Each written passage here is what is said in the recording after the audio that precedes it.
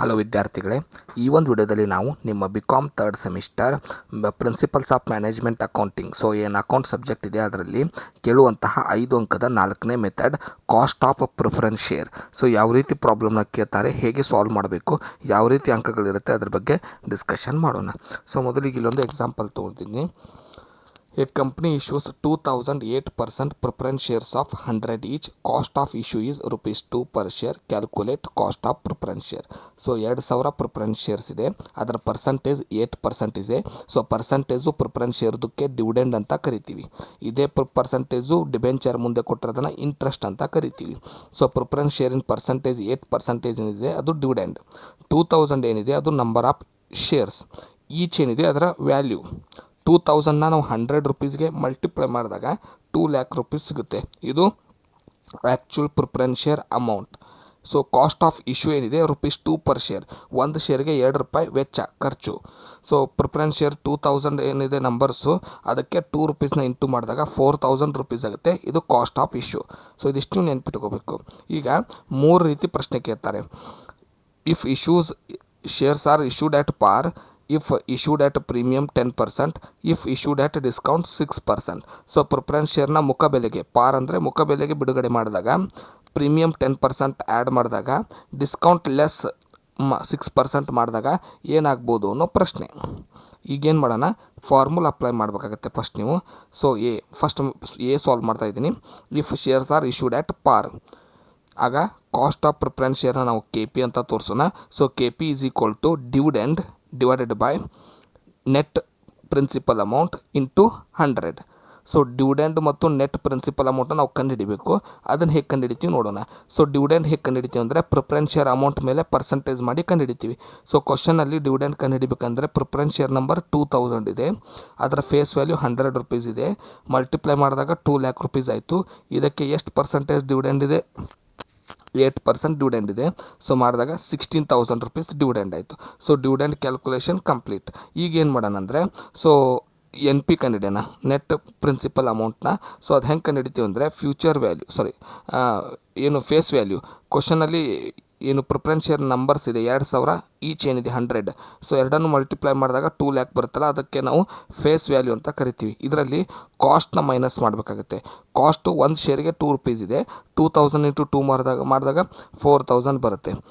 Next ಎರಡನ್ನೂ minus ಮಾಡಿದಾಗ ಬರೋದೇ 2 ಲ್ಯಾಕ್ ರುಪೀಸ್. ಇದೇ ನೆಟ್ ಪ್ರಿನ್ಸಿಪಲ್ ಅಮೌಂಟ್. ಇದನ್ನು ಮಾಡಿದಾಗ ಕ್ಯಾಲ್ಕುಲೇಷನ್ 1,96,000 ಆಯಿತು. ಈಗ 16,000 ಡಿವಿಡೆಂಡ್ ಆನ್ಸರ್ ಏನು ಬಂದಿದೆ ಅದನ್ನು divided by net present value amount ಏನಿದೆ, ನೆಟ್ ಪ್ರಿನ್ಸಿಪಲ್ ಅಮೌಂಟ್ 1,96,000 ಏನಿದೆ ಅದನ್ನು ಇಂಟು 100 ಮಾಡಿದಾಗ ನಮಗೆ 8.16 ಸಿಗುತ್ತೆ. ಇದು ಆಟ್ ಪಾರ್. ಇದರಲ್ಲಿ ಯಾವುದೇ ರೀತಿಯ ಡಿಸ್ಕೌಂಟ್ ಪ್ರೀಮಿಯಂ ಬಳಸಲಾರ್ದೇ ನಾವು ಆನ್ಸರ್ನ ಸಾಲ್ವ್ ಮಾಡಿದ್ದೀವಿ. ಈಗ ಎರಡನೇ ಮೆಥಡ್ ಬಿಡಿಸೋಣ. ಬಿ ಇಶ್ಯೂಡ್ ಆಟ್ 10% ಪ್ರೀಮಿಯಮ್ ಬಿಡಿಸೋಣ. ಅಗೇನ್ ಫಾರ್ಮುಲಾ ಅಪ್ಲೈ ಮಾಡಬೇಕು. Cost of preference share is equal to dividend divided by net principal amount into 100. ಈಗ ಡಿವಿಡೆಂಡ್ ಸೇಮ್ ಕಂಡುಹಿಡಿಯೋದು. ಕ್ವಶನಲ್ಲಿರುವಂಥ 2000 ಶೇರ್ಸ್ಗೆ 100 ರುಪೀಸ್ ಇಂಟು ಮಾಡಿದಾಗ 2 ಲ್ಯಾಕ್ ರುಪೀಸ್ ಆಗುತ್ತೆ. ಅದಕ್ಕೆ 8% ಪರ್ಸೆಂಟೇಜ್ ಮಾಡಿದಾಗ 16,000 ಆಗುತ್ತೆ. ಇನ್ನು ನೆಟ್ ಪ್ರಿನ್ಸಿಪಲ್ ಅಮೌಂಟ್ ಕಂಡುಹಿಡಿದು ಹೇಗೆಂದರೆ ಫೇಸ್ ವ್ಯಾಲ್ಯೂ ಮೈನಸ್ ಮಾಡೋದು ಮೊದಲು, ಕಾಸ್ಟ್ ಮೈನಸ್ ಮಾಡೋದ್ರ ಬದಲು ಪ್ಲಸ್ ಪ್ರೀಮಿಯಮ್ ಫಸ್ಟ್ ಮಾಡ್ತೀವಿ, ಆಮೇಲೆ ನಾವು ಕಾಸ್ಟ್ನ ಮೈನಸ್ ಮಾಡ್ತೀವಿ. ಲಾಸ್ಟ್ ಪ್ರಾಬ್ಲಮ್ನಲ್ಲಿ ಪ್ರೀಮಿಯಮ್ಮು ಇದ್ದಿದ್ದಿಲ್ಲ, ಯಾಕಂದರೆ ಅದು ಆಟ್ ಪಾರ್ ಪ್ರಾಬ್ಲಮ್. ಈಗ ಪ್ರೀಮಿಯಮ್ನ ನಾವು ಆ್ಯಡ್ ಮಾಡ್ಕೋತಾ ಇದ್ದೀವಿ. ಫೇಸ್ ವ್ಯಾಲ್ಯೂ ನಮಗೆ ಗೊತ್ತು, 2000 ಶೇರ್ಸ್ ಇದೆ, 100 ರುಪೀಸ್ ಇದ್ದರೆ 2 ಲ್ಯಾಕ್ ರುಪೀಸ್ ಆಯಿತು. ಪ್ರೀಮಿಯಮ್ 10% ಅಂತ ಕೊಡಲಾಗಿದೆ. 2 ಲ್ಯಾಕ್ ಮೇಲೆ 10% ಮಾಡಿದಾಗ ಎಷ್ಟು ಬರುತ್ತೆ? 20,000. ನೆಕ್ಸ್ಟು ಕಾಸ್ಟ್ ಎಷ್ಟಾಗುತ್ತೆ ಅಂದರೆ 2000 ಮೈನಸ್ 4000. ಈಗ ಟೋಟಲ್ 3 ಅಪ್ಲೈ ಮಾಡಿದಾಗ 2 ಲ್ಯಾಕ್ ರುಪೀಸು ಶೇರ್ಸಿನ ಫೇಸ್ ವ್ಯಾಲ್ಯೂ, 20,000 2 ಲ್ಯಾಕ್ ಮೇಲೆ 10% ಮಾಡಿದಾಗ ಬಂದಂಥ ಪ್ರೀಮಿಯಮ್ ಅಮೌಂಟು, 4,000 2000 ಶೇರ್ಸ್ಗೆ 2 ರುಪೀಸ್ ಕಾಸ್ಟ್ನ ಮಲ್ಟಿಪ್ಲೈ ಮಾಡಿದಾಗ ಬಂದಂಥ ಅಮೌಂಟು. ಇವುಗಳನ್ನು ಸಾಲ್ವ್ ಮಾಡಿದಾಗ 2 ಲ್ಯಾಕ್ಗೆ ಪ್ಲಸ್ ಮಾಡಿ 20,000ನ ಮೈನಸ್ 4,000 ಮಾಡಿದಾಗ 2,60,000 ಅಮೌಂಟ್ ಸಿಕ್ತು. ಈಗ ನಮಗೆ ಡಿವಿಡೆಂಡ್ ಗೊತ್ತು, ನೆಟ್ ಪ್ರೆಸೆಂಟ್ ಅಮೌಂಟ್ ಗೊತ್ತು. ಎರಡನ್ನೂ ಆ್ಯಡ್ ಪ್ರಾಬ್ಲಮ್ನಲ್ಲಿ ತೊಗೊಂಡು ಇಂಟು 100 ಮಾಡಿದಾಗ 7.40 ರುಪೀಸ್ ಆನ್ಸರ್ ಬರುತ್ತೆ. ಇದು ಬಿ ಮೆಥಡ್ ಪ್ರೀಮಿಯಮ್ ಇದ್ದಾಗ. ಈಗ ಥರ್ಡ್ ಮೆಥಡ್ ಸಿ ಮೆಥಡ್ ಬಿಡಿಸೋಣ. ಸಿ ಮೆಥಡ್ ಏನಂದರೆ ಡಿಸ್ಕೌಂಟ್ ಇದ್ದಾಗ 6% ಡಿಸ್ಕೌಂಟ್ ಅಂತ ಕ್ವಶನಲ್ಲಿದೆ. ಫಾರ್ಮುಲಾ ಅಪ್ಲೈ ಮಾಡೋಣ. Cost of preference share is equal to dividend divided by net principal amount into 100. So dividend ಅಂದರೆ ಸೇಮ್ 2000 ಶೇರ್ಸ್ಗೆ 100 ರೂಪೀಸ್ ಮಲ್ಟಿಪ್ಲೈ ಮಾಡಿ ಆ್ಯಕ್ಚುಲ್ ಅಮೌಂಟ್ ಕಂಡುಹಿಡಿಬೇಕು 2 ಲ್ಯಾಕು, ಅದಕ್ಕೆ 8% ಮಾಡಿ 16,000 ರುಪೀಸ್ ಡಿವಿಡೆಂಡ್ನ ಕಂಡುಹಿಡಿಬೇಕು. ನೆಟ್ ಪ್ರಿನ್ಸಿಪಲ್ ಅಮೌಂಟ್ ಕಂಡುಹಿಡಿಬೇಕಂದ್ರೆ ಈ ಸಲ ಫೇಸ್ ವ್ಯಾಲ್ಯೂಗೆ ಡಿಸ್ಕೌಂಟ್ನ ಸೇರಿಸ್ತೀವಿ. ಸೊ ಅಂದರೆ ಮೈನಸ್ ಮಾಡ್ತೀವಿ, ಡಿಸ್ಕೌಂಟ್ನ ತೊಗೊಂಡು ಬಿಡಿಸ್ತಾ ಇದ್ದೀವಿ, ಮೈನಸ್ ಕಾಸ್ಟ್ ಅಮೌಂಟ್.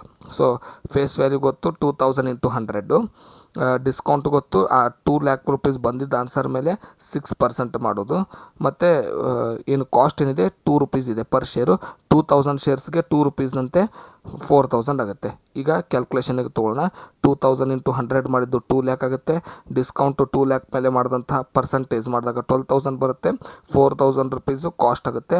ಇವುಗಳನ್ನು ಮೈನಸ್ ಮಾಡಿದಾಗ 1,84,000 ನೆಟ್ ಪ್ರಿನ್ಸಿಪಲ್ ಅಮೌಂಟ್ ಸಿಗುತ್ತೆ. ಡಿವಿಡೆಂಡ್ 16,000 ಇದೆ, 1,84,000 ನೆಟ್ ಪ್ರಿನ್ಸಿಪಲ್ ಅಮೌಂಟ್ ಇದೆ, ಇಂಟು 100 ಮಾಡಿದಾಗ 8.69 ಬರುತ್ತೆ. ಸೊ ಈ ರೀತಿಯಾಗಿ ಸಿಂಪಲ್ ಏನಿರಲ್ಲ, ಎಲ್ಲ ಒಂದೇ. ಪ್ರೀಮಿಯಮ್ನ ಆ್ಯಡ್ ಮಾಡ್ತೀವಿ, ಡಿಸ್ಕೌಂಟ್ನ ಲೆಸ್ ಮಾಡ್ತೀವಿ. ಪಾರ್ ಅಂದಾಗ ಯಾವುದೇ ರೀತಿ ತೊಗೊಳ್ಳೋದಿಲ್ಲ.